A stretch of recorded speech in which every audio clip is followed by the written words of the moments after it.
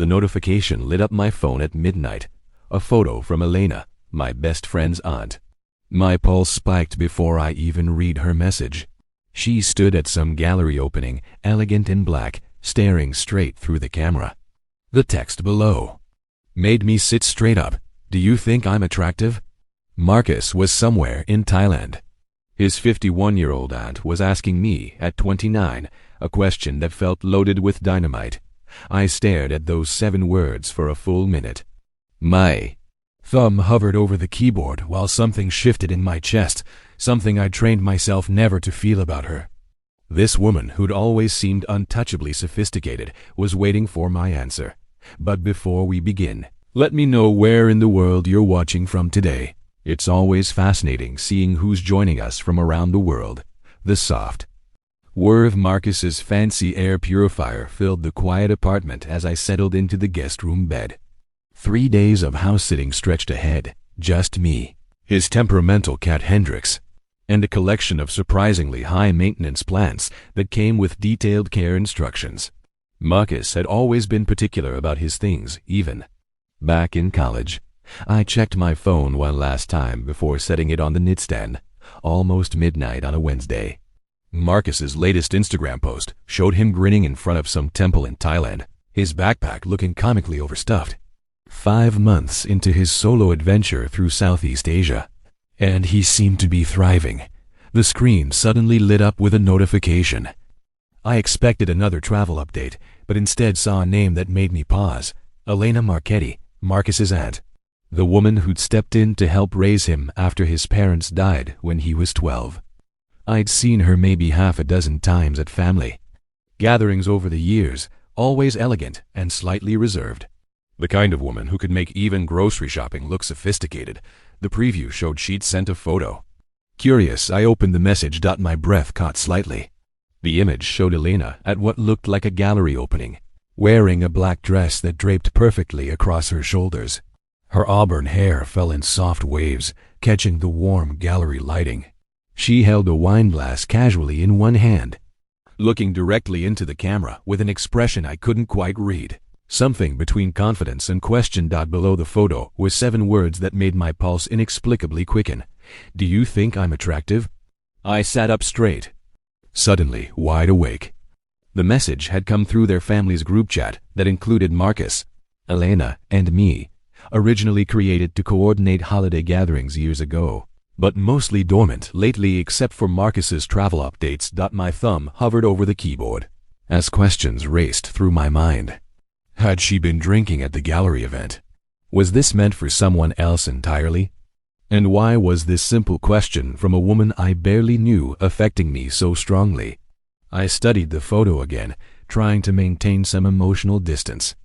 Elena was objectively beautiful. That wasn't even a question. At 51, she carried herself with a grace that made her age feel completely irrelevant.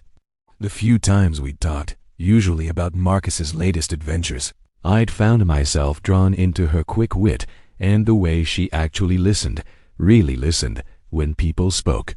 But this message felt different, more vulnerable, more direct. The late hour added an intimacy that made my hand slightly unsteady as I held the phone. I remembered the last time I'd seen her, about 6 months ago at Marcus's going-away dinner. She'd worn a cream-colored sweater that caught the restaurant's candlelight, and when she laughed at something Marcus said, her whole face lit up. I'd found myself watching her more than I should have, the way she used her hands when she talked, how she'd tuck her hair behind her ear when she was thinking. Now here I was, alone in Marcus's quiet apartment at midnight, staring at her photo and this impossible question. The rational part of my brain said to ignore it, pretend I was already asleep, or maybe respond with something safely casual, treating it like an accidental sin. But there was something in her direct gaze that seemed to demand honesty. The timestamp showed she was still online waiting. The cursor blinked at me expectantly. As I sat there in the dim light, my heart beating faster than it had any right to on a quiet Wednesday night, the cat jumped onto the bed, startling me. Hendrix gave me an unimpressed look before settling at my feet. The mundane interruption somehow made everything feel more surreal. This normal night, Suddenly transformed by 7 unexpected words from Elena Marchetti, I looked at the photo one more time. At the subtle curve of her smile, the confident angle of her shoulders, the way her eyes seemed to look right through the screen at me. My fingers moved toward the keyboard, though I still had no idea how to answer a question that felt far more complicated than it appeared. I spent the next several hours in a strange twilight state, alternating between staring at Elena's photo and typing out responses I couldn't bring myself to send. The air purifier's steady hum became a meditation track as I dissected every possible meaning behind those 7 words. You're a beautiful woman and always have been. To forward, delete. The photo is stunning. Too impersonal. Delete. I've always thought. No, definitely not. Delete. Each time I looked at the image, I noticed something new. The way she held the wine glass, relaxed but elegant, like someone completely at ease in their own skin. The dress wasn't revealing, but it fit her perfectly, highlighting her grace without trying too hard. And those eyes, I'd never let myself really look at Lena's eyes before. They were green with flecks of gold, holding the camera's gaze with a directness that made my chest tight. Hendricks prowled across the bed a few times, judging me with his yellow eyes before settling into a disappointed ball at the foot of the Teo mattress. I envied his certainty about everything. Around 4 in the morning, I caught myself scrolling back through the family group chat, reading old messages with new attention. Elena's responses were always perfectly composed, proper punctuation, clever observations, the occasional dry joke. Nothing like this late-night question that felt raw and unfiltered. The sky was turning gray when I finally wrote something that felt right. I read it 7 times before pressing send. The photo is elegant, and you look lovely. But I think you already know that's true regardless of any particular picture. My heart hammered as the message marked as delivered. Then, almost immediately, 3 dots appeared. She was awake? The quick response made me sit up straighter. I'm sorry about the late-night message. I was at a gallery opening for work. One of my colleagues made a comment about how women over 50 just fade into the wallpaper. It shouldn't have gotten to me, but well, thank you for your kind words. By the way, I have some mail that was delivered to my apartment by mistake. Marcus's insurance documents, I think. I can drop them by this afternoon if you'll be there. I read her message 3 times, something aching in my chest at the vulnerability beneath her elegant phrasing. I couldn't imagine Elena Marchetti fading into anything. She'd always been the kind of person who made every room feel more interesting just by entering it. I'll be here, I wrote back. Any time works. Only after she confirmed with around 2 then did I realize I'd just agreed to see her in person, alone, hours after this midnight exchange that felt like crossing some invisible line. I tried to sleep, but gave up around 7. Prowling Marcus's apartment with restless energy, I straightened the already clean living room, wiped down the kitchen counters, changed the cat's water bowl twice. This is ridiculous, I told Hendricks, who watched my nervous cleaning with obvious disdain. She's just dropping off mail. I've known her for years, but I still found myself changing my shirt at 1:30, then again at 1:45. The first felt too casual, the second too obvious. I settled on a simple blue button-down that I usually saved for work meetings, then caught my reflection in Marcus's hallway mirror and wondered what the hell I was doing. This was Elena, Marcus's aunt, the sophisticated art curator who probably saw right through my attempts to sound worldly during holiday dinners. The woman who'd somehow managed to fill the impossible role of surrogate parent while never losing her own identity, who apparently lay awake wondering if she was attractive. While I lay awake, knowing with absolute certainty that she was, I checked my phone, 1:48. The insurance documents were just an excuse, a voice in my head whispered.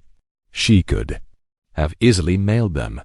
But I pushed that thought away, focusing instead on making sure the coffee maker was ready and the living room throw pillows were arranged in a way that looked casually perfect. Hendricks watched me from his perch on the veranda window sill, his tail twitching with what I chose to interpret as encouragement rather than judgment.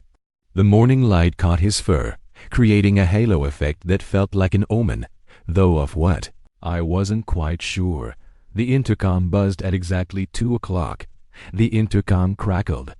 Elena's voice came through clear and composed, just like I remembered from family gatherings.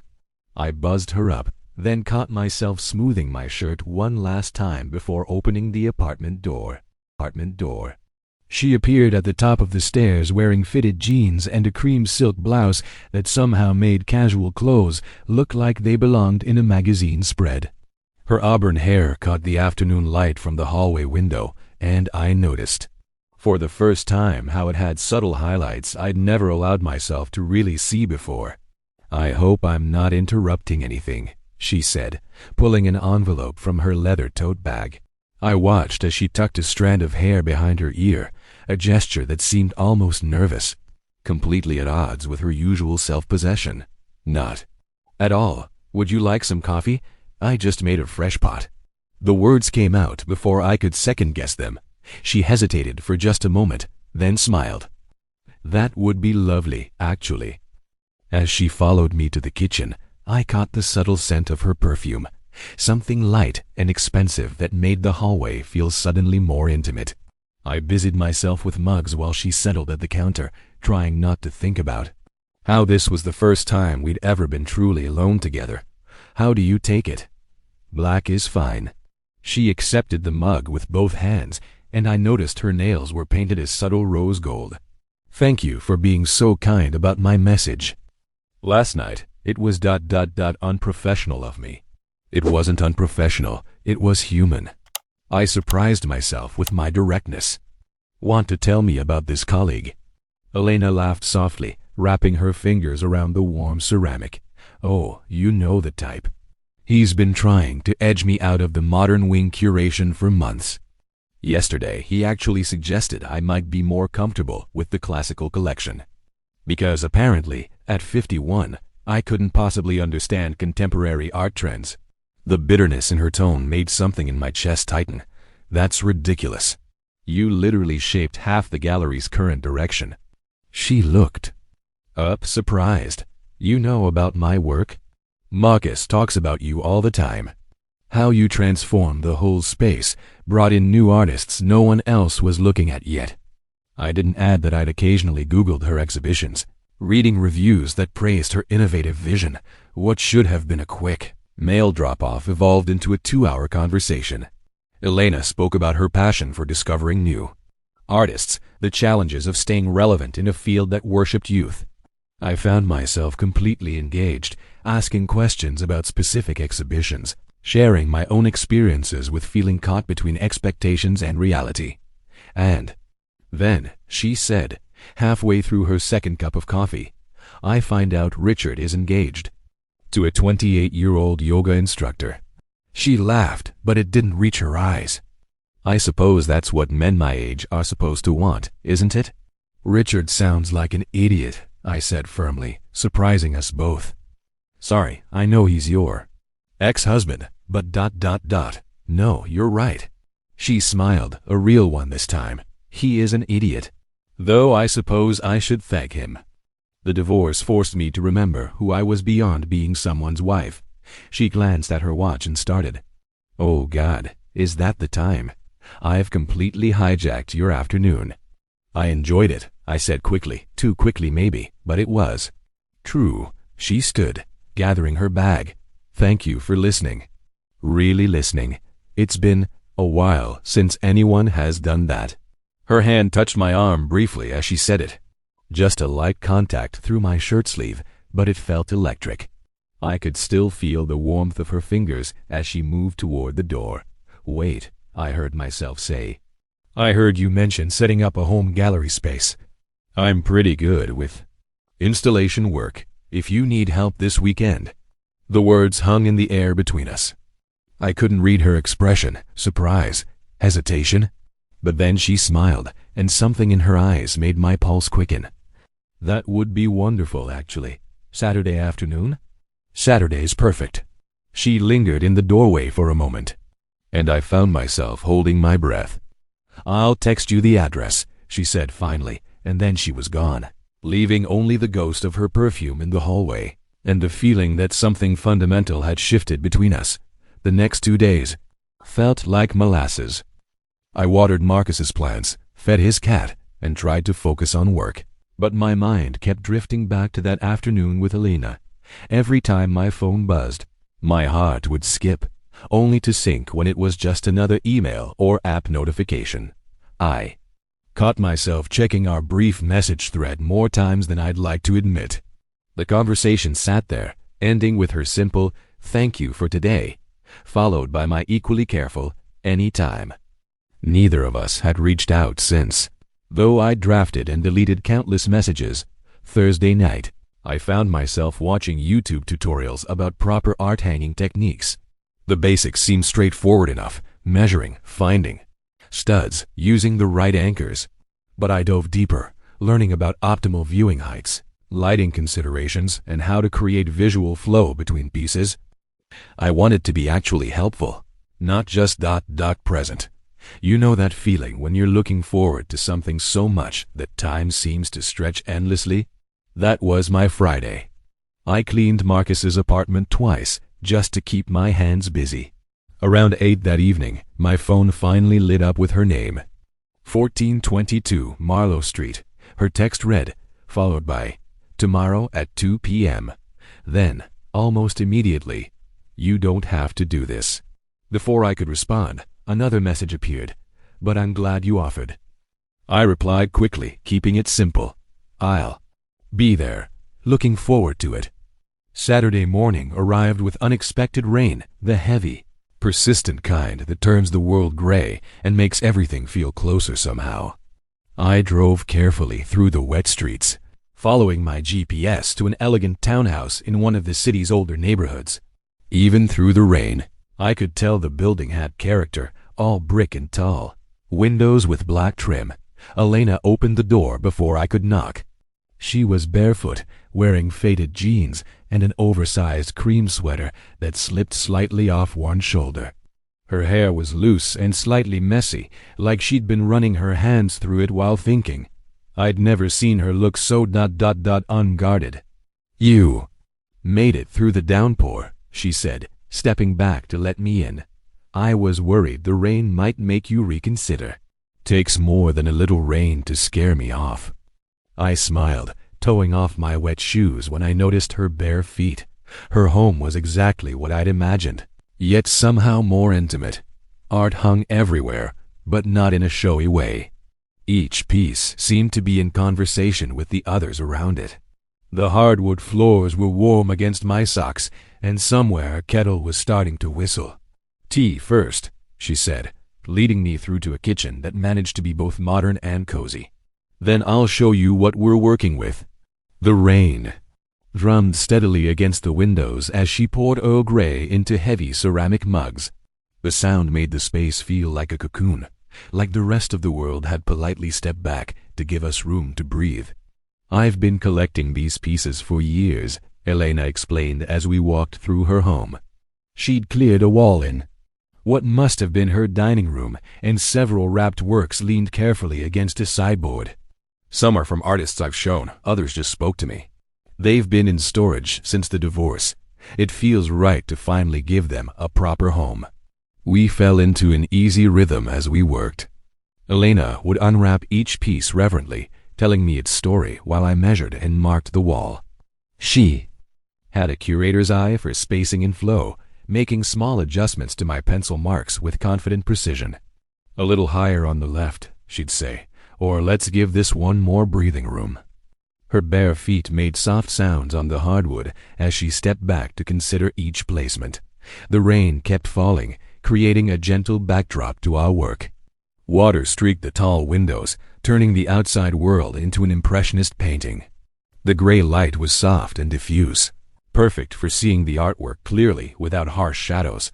I found myself hyper-aware of every time we moved past each other in the space, of her hand occasionally touching my shoulder to steady herself as she leaned in to check a measurement. The sound of her voice mixing with the rain The faint scent of her shampoo when she stood close. Everything felt heightened, yet somehow natural, like we'd done this 100 times before. The last piece we needed to hang was the largest. An abstract work dominated by sweeping curves of midnight blue and burnished gold. The frame alone must have weighed 30 pounds, and even with my installation research, I knew this one would be tricky. I should help position this one, Elena said, studying the heavy piece. The placement needs to be exact. It's going to anchor the whole wall. I nodded, lifting the frame carefully. Elena stepped in front of me, her hands reaching up to grip the sides. I adjusted my hold, moving closer so we could control it together. And suddenly, I was hyper-aware of everything. Her back pressed against my chest, the soft texture of her sweater, the way my arms had to wrap around her to keep the frame steady. "A little higher," she murmured, and I felt her voice vibrate through my chest. She leaned forward slightly to make a pencil mark, and I automatically tightened my grip on the frame. The rain seemed louder somehow, filling the silence between us. Neither of us moved. I could feel her breathing, slightly uneven, or maybe that was my own breath catching. The scent of her shampoo, something herbal and elegant, made my head swim. 5 seconds stretched into 10, into 15, both of us frozen in this accidental intimacy. Elena stepped away first, setting down her pencil with fingers that weren't quite steady. "We should take a break," she said, her voice rougher than usual. "The light's getting tricky with this rain anyway." I carefully lowered the frame, grateful for something to do with my hands. "Good idea," I managed, though my throat felt tight. "Come on," she said, already moving toward her living room. "I think we've earned a glass of wine." "It's barely 3 o'clock," I pointed out, but I followed her anyway. Elena gave me a look that was half smile, half challenge. Rules are different on rainy Saturdays. She pulled a bottle from a small wine fridge, something red and French-looking. The cork came out with a soft pop that seemed loud in the rain-muffled room. We settled onto her sofa, leaving careful space between us. Outside, the storm had picked up, sheets of rain blurring the windows into abstract paintings of their own. The wine was rich and warming, and I felt some of the tension from earlier begin to unknot. "Can I tell you something strange?" Elena asked, after a few minutes of comfortable silence. She was looking into her wine glass, turning it slowly between her fingers. "Of course, I feel ... double quote." She paused, searching for words. "I feel both invisible and too visible lately. Like I'm either completely overlooked or being stared at for all the wrong reasons." She took a sip of wine. "People make so many assumptions. About desire and age. About what I should want or shouldn't want. About who should want me or shouldn't want me." The rawness in her voice made my chest ache. I found myself saying, "I've been thinking about your message all week." The wine, maybe, or the rain, or just the weight of the moment made me braver. The one with the photo. I deleted 3 different responses before I sent that safe one. Elena looked up at me then, her eyes searching my face. "What did the other responses say?" "The first one was too formal. The second was too ... I swallowed hard. Too honest, maybe. The third was somewhere in between, but it still didn't feel right. And what would too honest have looked like? Her voice was barely above a whisper. The rain drummed against the windows, creating a cocoon of sound around us. My heart was pounding so hard I was sure she could hear it. It would have said that you're not just attractive, you're beautiful. That I've caught myself noticing 100 little things about you over the years that I tried to ignore. The way you laugh with your whole body when something really amuses you. How you always seem to know exactly what to say to make people feel comfortable. The grace in everything you do, even just making coffee." Elena's hand tightened on her wine glass. "Why didn't you send that one?" I held my breath, waiting for her response. The rain filled the silence between us, steady and soothing against the windows. Elena set her wine glass down with deliberate care, and when she turned back to me, something had shifted in her expression.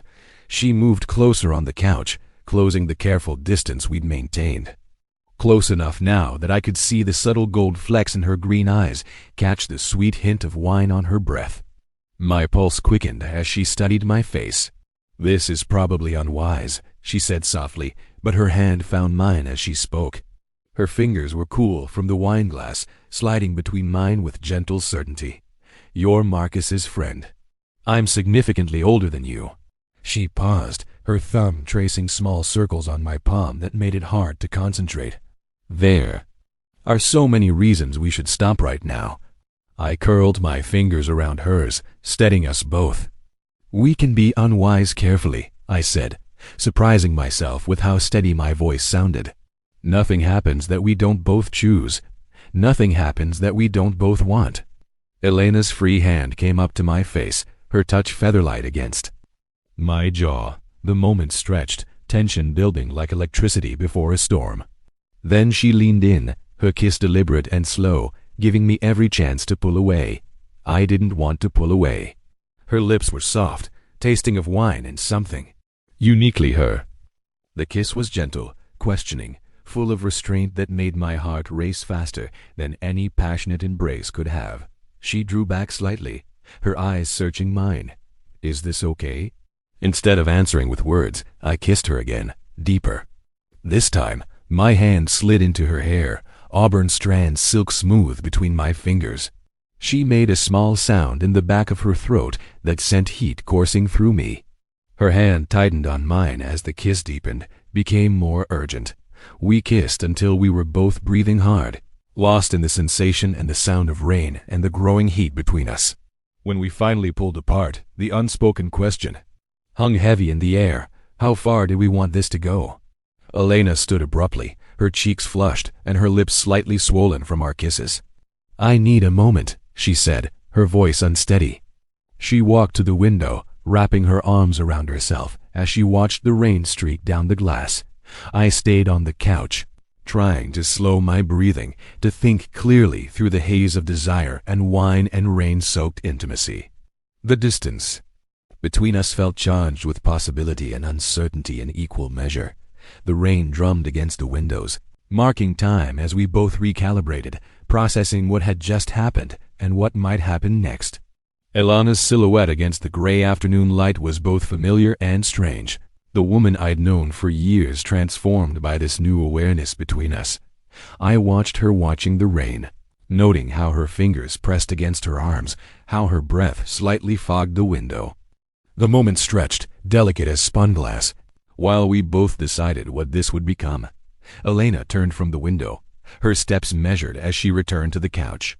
She sat down, leaving a careful space between us that felt both necessary and painful. The rain continued its steady rhythm, filling the thoughtful silence.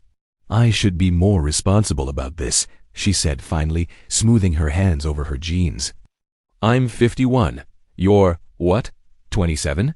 28, I corrected softly. "But Elena, the numbers don't matter to me. When I look at you, I don't see Marcus's aunt or an age. I see you, the way you tuck your hair behind your ear when you're thinking, how your eyes light up when you talk about art, the strength it took to rebuild after your divorce. I see Elena." She looked down at her hands, but I caught the slight tremor in her voice. "It's not that simple. There's Marcus to consider. And my colleagues, the art world. You don't know how judgmental people can be. I already face enough scrutiny as a woman, my age trying to stay relevant in a youth-obsessed industry." "I understand those concerns," I said, wanting to reach for her hand but respecting the space she'd created. "We don't have to figure everything out right now. We could take this slowly, see how it feels." A soft laugh escaped her, though it held more warmth than bitterness. "Slowly? Is that what you call making out on my couch while my nephew is halfway around the world?" Her eyes met mine, and despite her words, I saw a spark of mischief there. Before I could respond, my phone buzzed loudly on the coffee table. Marcus's name lit up the screen, and we both froze. The timing was almost comedic if it hadn't been so pointed. I took a steadying breath and answered, very aware of Elena watching me. "Hey man, how's Thailand? It's incredible." Marcus's voice, crackled with excitement and poor connection. "You wouldn't believe the temples here. How's Hendrix doing?" I forced my voice to stay casual, though my free hand was gripping my knee. "The cat's fine." Demanding as ever, "but we've reached an understanding." "That's good. Thanks again for taking care of everything." There was a burst of background noise. "Oh, hey, have you heard from Aunt Elena?" She wasn't answering earlier. When I tried to check in, my eyes locked with Alana's. She'd gone very still. "No, haven't heard anything," I managed, the lie tasting strange on my lips. "But I'm sure she's just busy with work." "Yeah, probably. The time difference doesn't help either." More background noise. "Listen, I've got to run. Meeting some people for dinner. I'll try to call again in a few days." "Sounds good." "Stay safe," I said, ending the call with slightly shaking fingers. The silence that followed felt heavier than before. Elena and I looked at each other, Marcus's innocent check-in hanging between us like a physical presence. The reality of what we were contemplating, what we'd already done, settled around us with new weight. Elena broke the silence first. "Would you like to stay for dinner?" Her voice was carefully neutral. "Just dinner," she added quickly. "Nothing more needs to happen." I nodded, both of us knowing it was probably a lie, but a necessary one for now. I'd like that. She stood, smoothing her sweater with hands that weren't quite steady. "I'll need to see what I have in the kitchen." I wasn't exactly planning on company today. The rain continued outside, creating a cocoon around this moment, this choice we were making. I watched her walk toward the kitchen, the graceful way she moved, the subtle confidence in her posture despite her uncertainty. My heart was racing with equal parts anticipation and anxiety, knowing that just dinner was both a promise and a question mark. "I think I have enough for a decent pasta," Elena called from the kitchen. "Unless you'd prefer to order something." "Pasta sounds perfect," I answered, following her voice. "Can I help?"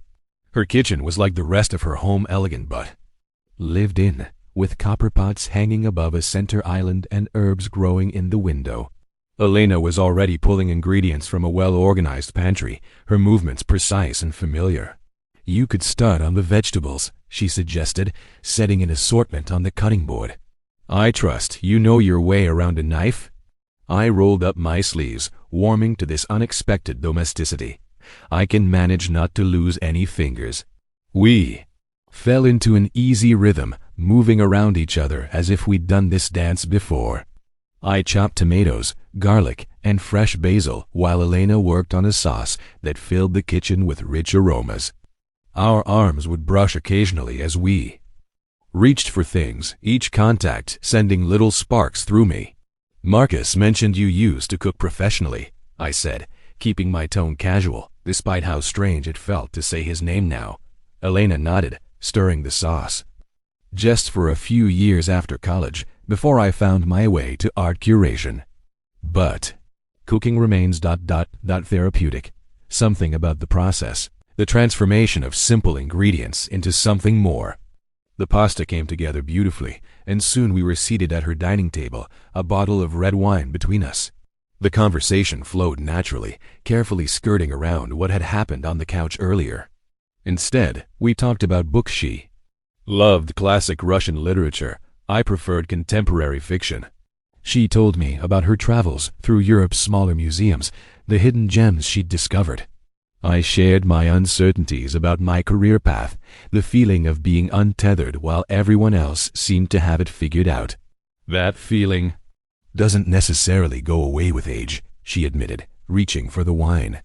Our fingers met briefly on the bottle, and neither of us pulled away immediately.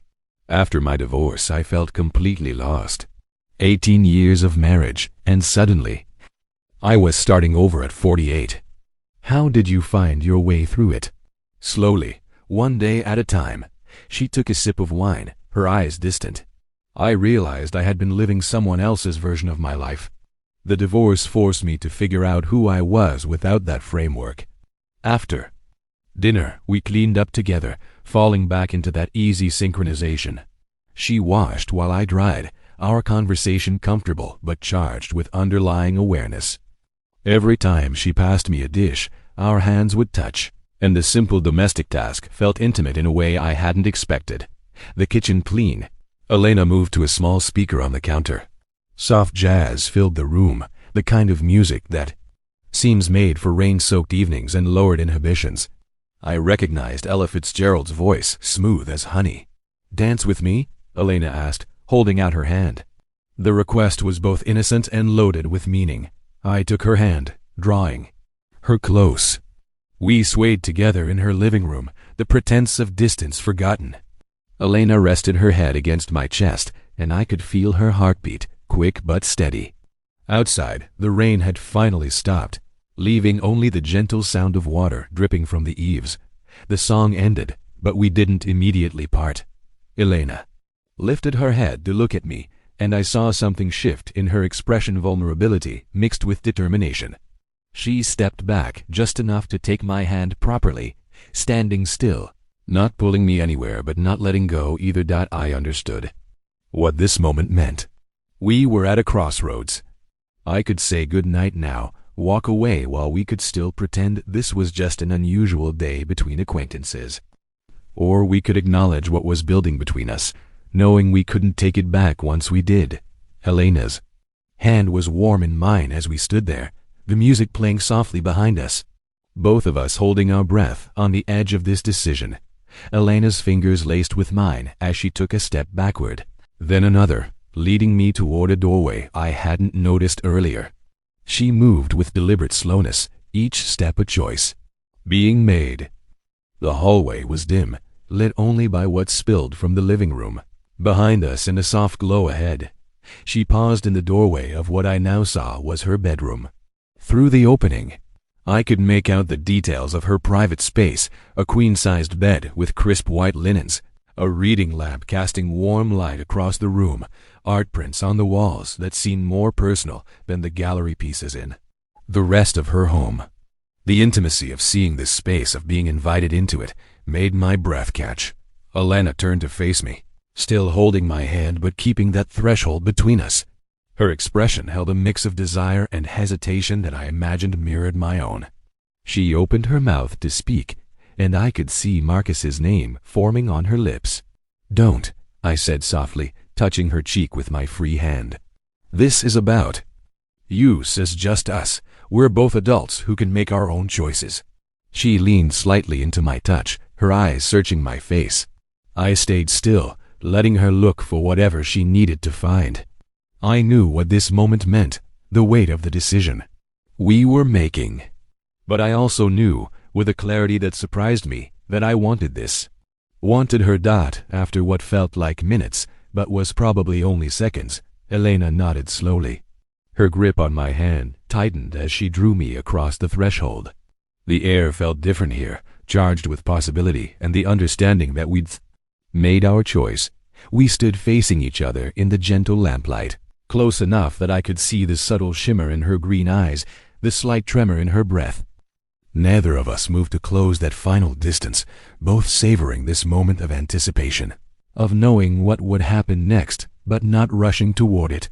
Elena lifted her hand to my face, her fingers tracing along my jaw with a touch so light it almost tickled. "I haven't done anything like this in years," she whispered, and I heard both vulnerability and desire in her voice.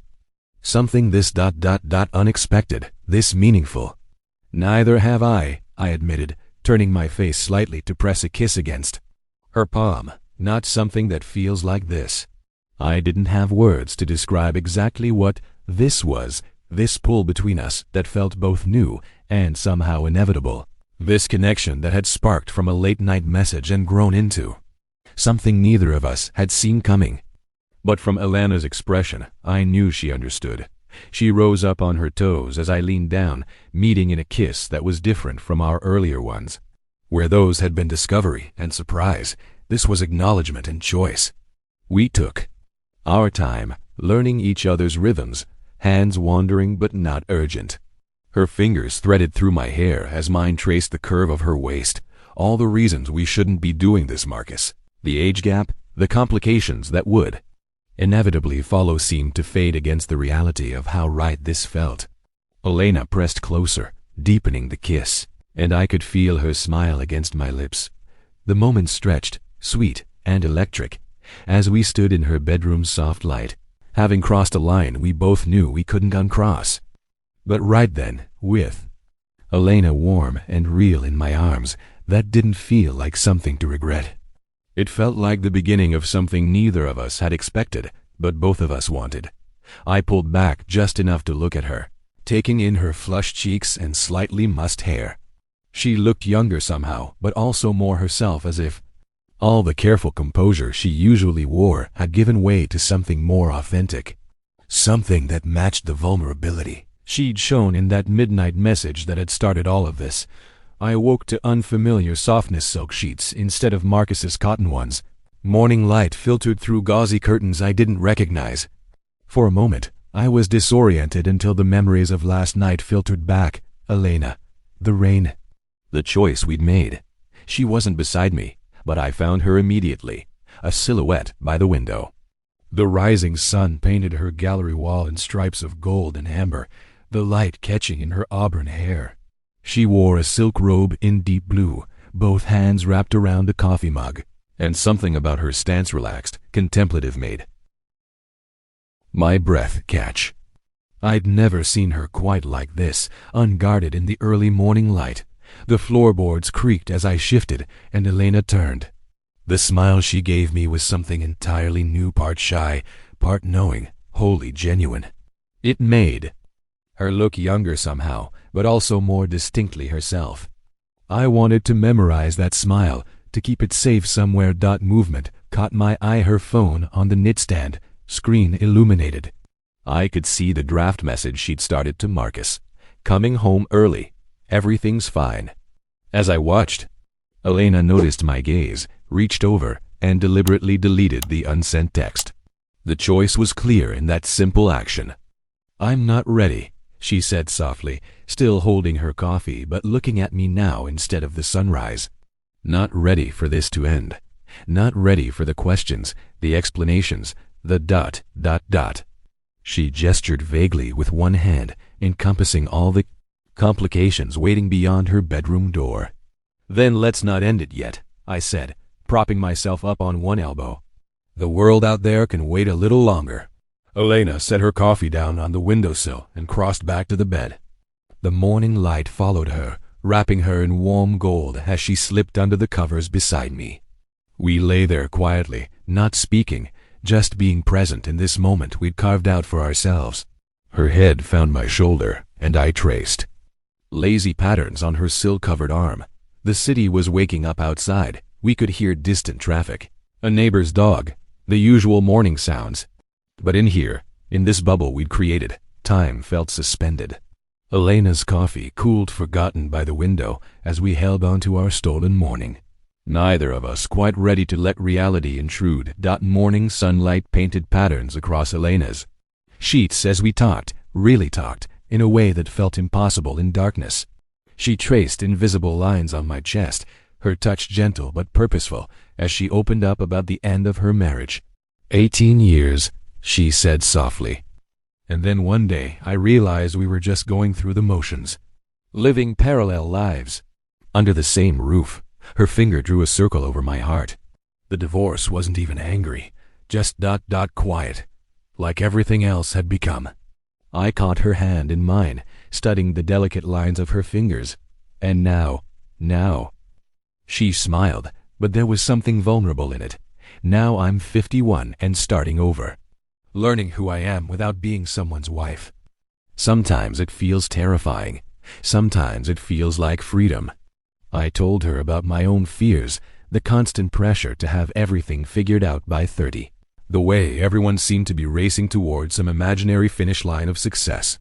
Sometimes I feel like I'm standing still while everyone else moves forward, I admitted. Standing still can be a choice too, Elena said, pressing a kiss to my shoulder. Sometimes you need to pause to figure out which direction is actually yours. Eventually, hunger drove us from her bed. We moved around her, Kitchen in matching robes, her silk, mine borrowed cotton, making breakfast together like we'd done it 100 times before.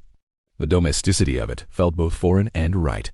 Over eggs and sourdough toast, Elena set down her fork. We should probably talk about what happens next. My heart did something complicated in my chest, probably.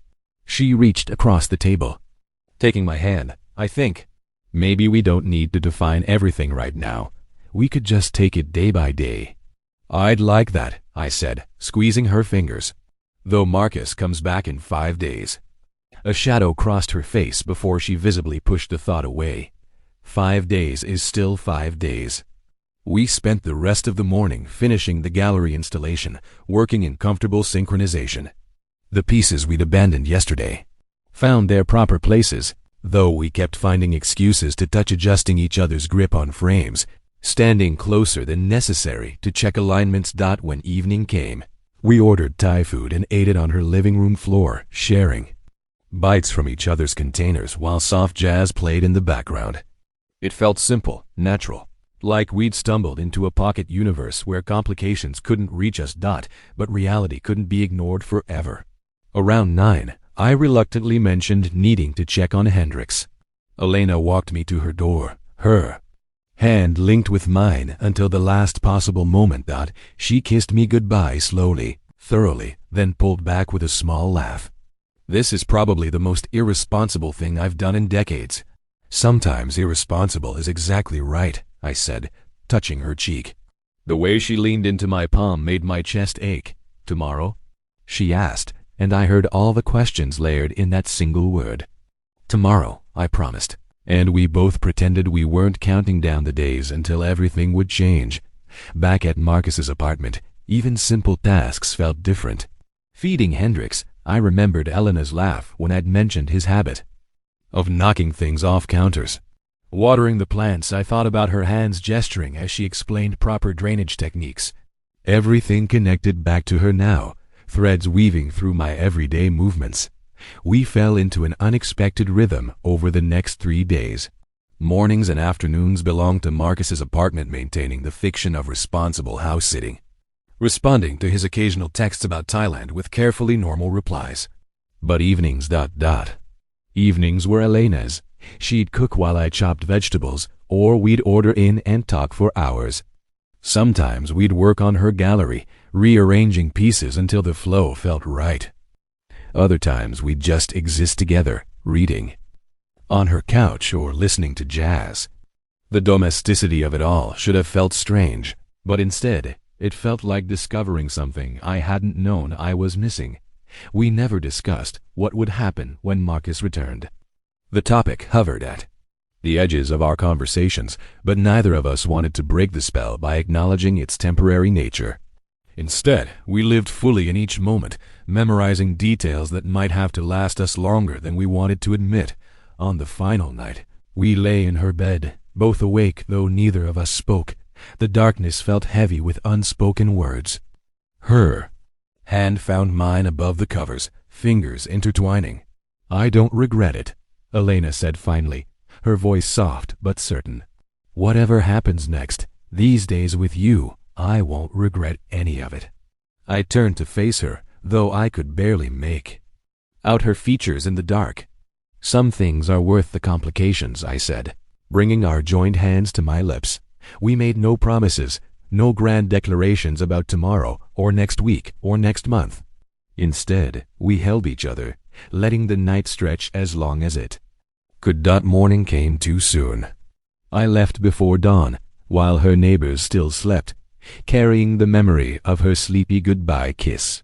At Marcus's apartment, I did one final check: plants watered, cat fed, everything exactly as he'd left it. I even washed the sheets I'd barely slept in, erasing any trace of my interrupted stays. Marcus arrived that afternoon, brown from the sun and full of stories about temples and night markets. I listened, offering the right responses at the right moments, while part of me remembered Elena's kitchen, her gallery, her laugh. Might call Aunt Elena later, Marcus said, unpacking his backpack. She seemed different on the phone recently. Happier, maybe. Hope she's doing okay. I kept my expression neutral, Grateful he was too jet-lagged to notice any slight tension in my shoulders. My phone buzzed in my pocket, and I waited until Marcus was sorting laundry to check it. Elena. No. Regrets. Let's see what happens. I smiled, tucking the phone away as Marcus launched into another story about a midnight motorcycle ride through Bangkok. Some stories aren't meant to be told, only lived. This one was ours, whatever shape it might take next. If this story found you at the right time, subscribe and set reminders. Tomorrow's might be the nudge, the hug, or the promise you've been waiting for.